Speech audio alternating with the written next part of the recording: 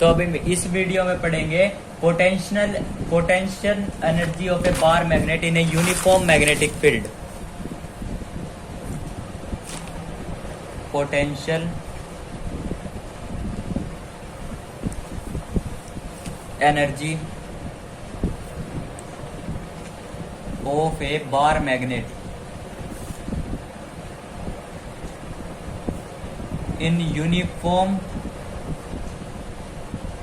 Magnetic field.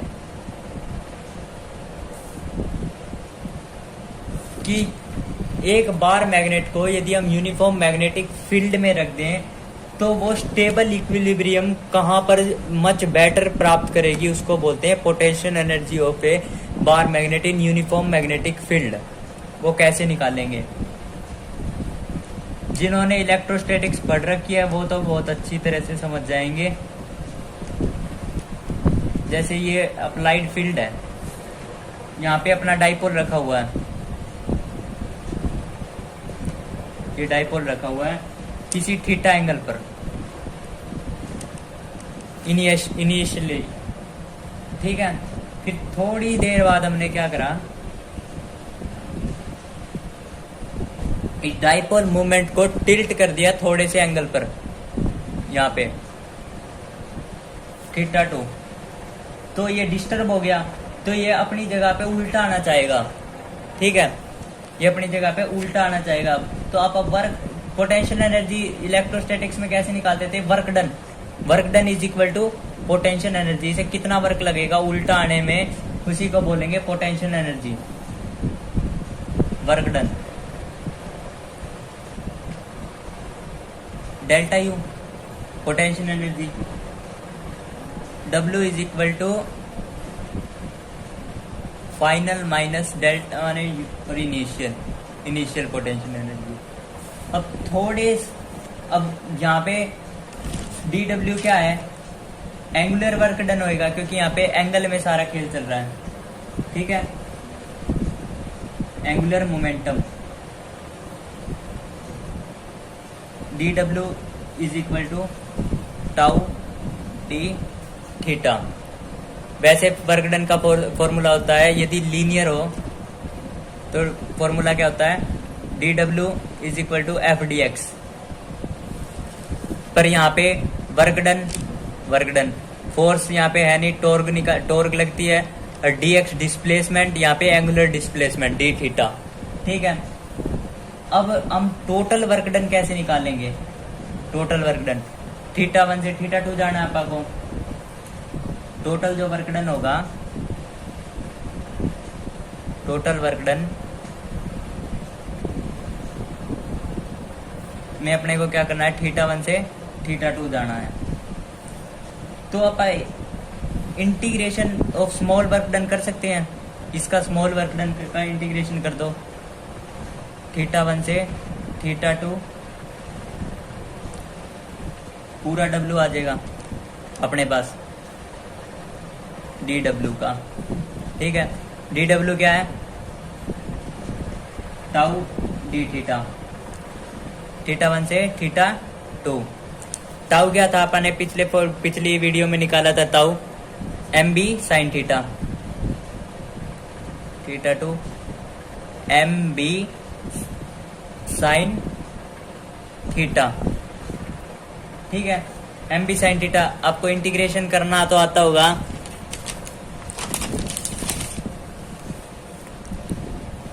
MB integration से बाहर आ जाएगा,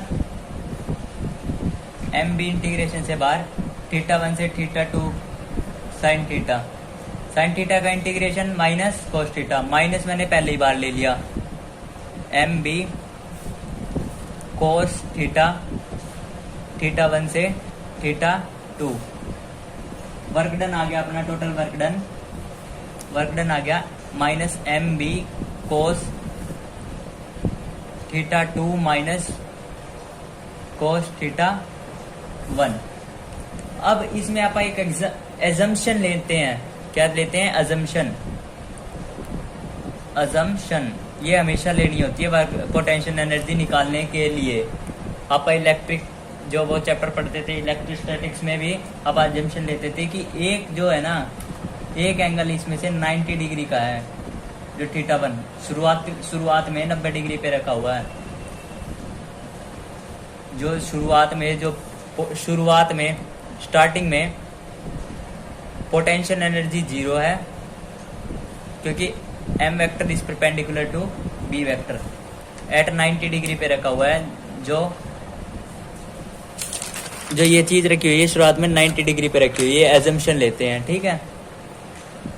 तो क्या ले लिया एजम्पशन,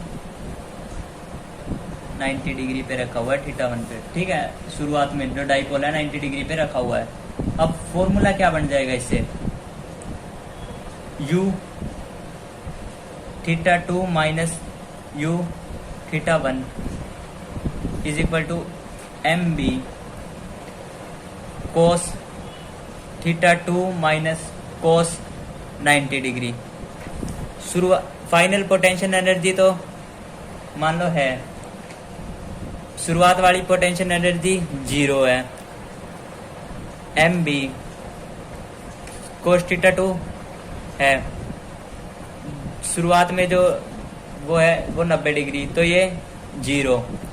तो यहाँ पे आ जाएगी जो पोटेंशियल एनर्जी आ जाएगी वो आ जाएगी माइनस mb cos θ। ये माइनस साइन दिखा रहा है कि ये इक्विलिब्रियम में पहुंच चुके हैं, इक्विलिब्रियम यहाँ पे आ गया है, इक्विलिब्रियम यहाँ पे आ गया है। अब कौन सा स्टेबल इक्विलिब्रियम है, कौन सा अनस्टेबल इक्विलिब्रियम है, ये देखेंगे अब हम, स्टेबल इक्विलिब्रियम और अनस्टेबल इक्विलिब्रियम। अब हम केसेस देखेंगे कौन सा स्टेबल इक्विलिब्रियम है, कौन से एंगल पे स्टेबल इक्विलिब्रियम मिलेगा और कौन से एंगल पे अनस्टेबल इक्विलिब्रियम मिलेगा। सबसे पहले देखेंगे अपन केस फर्स्ट में देखना, ये मान लो मैग्नेटिक फील्ड की डायरेक्शन है बी की डायरेक्शन, और डाइपोल कुछ ऐसे रखा हुआ है, ये है साउथ, ये है नॉर्थ, ये नॉर्थ ये साउथ, ठीक है।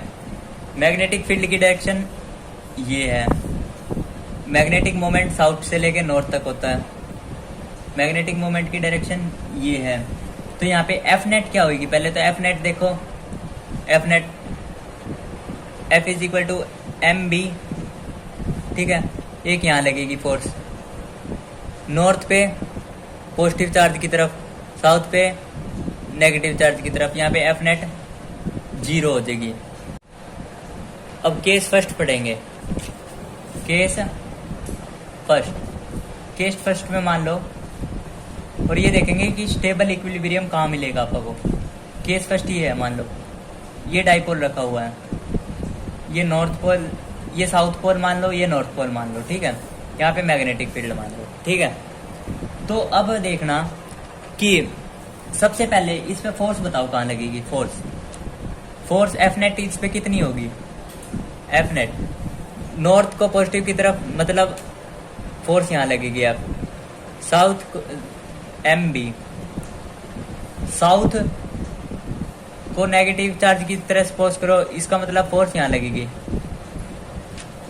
Opposite to the magnetic field, M B ये भी। एफ नेट क्या हो जाएगी 0 इस पे, ठीक है, एफ नेट 0। टाउ देखो, अब टाउ भी इस पे देखो, M B sine 0, M B sine 0, क्योंकि जो ये जो एंगल है साउथ से लेकर नॉर्थ तक मैग्नेटिक मोमेंट भी इसी डायरेक्शन में, और मैग्नेटिक फील्ड भी एम और बी दोनों सेम डायरेक्शन में। एंगल कितना हो गया 0 डिग्री, 0 डिग्री होने की वजह से साइन 0 0, तो टाउ नेट भी क्या होगी इस पे 0। तो मतलब ये आ गया स्टेबल इक्विलिब्रियम,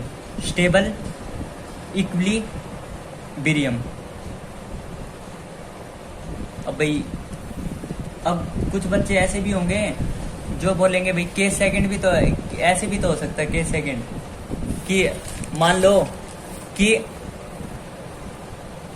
ये मैग्नेटिक फील्ड है, ये डाइपोल रखा हुआ है, यहाँ पे नॉर्थ पोल, यहाँ पे साउथ पोल, तो एफ नेट साउथ की वजह से opposite to the magnetic field, force यहाँ लगेगी एफ साउथ की वजह से, और नॉर्थ की वजह से डायरेक्शन में अप्लाइड फील्ड की, ये नॉर्थ की वजह से। तो इन दोनों की एफ नेट 0 और टाउ टाउ टाउ क्या थी, angle between magnetic field vector, magnetic field and magnetic moment, south से लेकर नॉर्थ।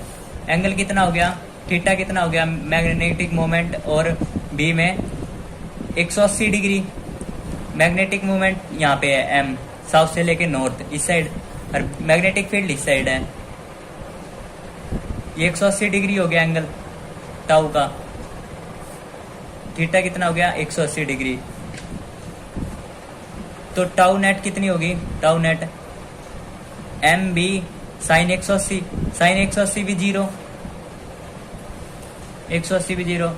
तो ये भी बोल दो कि आप स्टेबल इक्विलिब्रियम है, ये भी स्टेबल इक्विलिब्रियम, स्टेबल इक्विलिब्रियम। यहाँ पे भी इक्विलिब्रियम आ गया भाई, दोनों जगह पे यहाँ पे डाइपोल रुक गए। ठीक है, अब ये बताएं, अब कैसे बताएं, ये भी इक्विलिब्रियम आ गया, ये भी इक्विलिब्रियम आ गया। ठीक है, अब ये कैसे बताएं कि भाई इन दोनों में से ज्यादा स्टेबल कैसे है, कौन सा है। अब इसमें यूज होता है पोटेंशियल एनर्जी का। पोटेंशियल एनर्जी का फॉर्मूला होता है minus M B cos theta. यहाँ पे थीटा कितना है 0 डिग्री, तो पोटेंशियल एनर्जी क्या होगी माइनस एम बी। ठीक है, मतलब minimum potential energy, minimum port energy, क्योंकि नेगेटिव है तो मतलब more stable equilibrium, more stable equilibrium, more stable equilibrium. यहाँ पे क्या होगी potential energy minus M B cos 180, cos 180 -1, -1, तो -1 यहाँ पे आके +1, यहाँ पे हो जाएगी maximum, max potential energy, max port energy. ये अनस्टेबल इक्विलिब्रियम, इक्विलिब्रियम। इसलिए स्टेबल इक्विलिब्रियम ये, अनस्टेबल इक्विलिब्रियम ये है। आपने क्या करा है इसमें, θ1 से θ2 डाइपोल को रोटेट कर दिया, वर्क डन निकाल लिया, वर्क डन निकाल के पहले एक छोटे से का निकाल लिया, छोटे से का θ1 से θ2 का इंटीग्रेशन कर दिया, टोटल वर्क डन आ गया। टोटल वर्क डन के बाद अपन ने ये बता दिया कि स्टेबल इक्विलिब्रियम कौन सी पोजीशन पे है, अनस्टेबल इक्विलिब्रियम कौन सी पोजीशन पे है।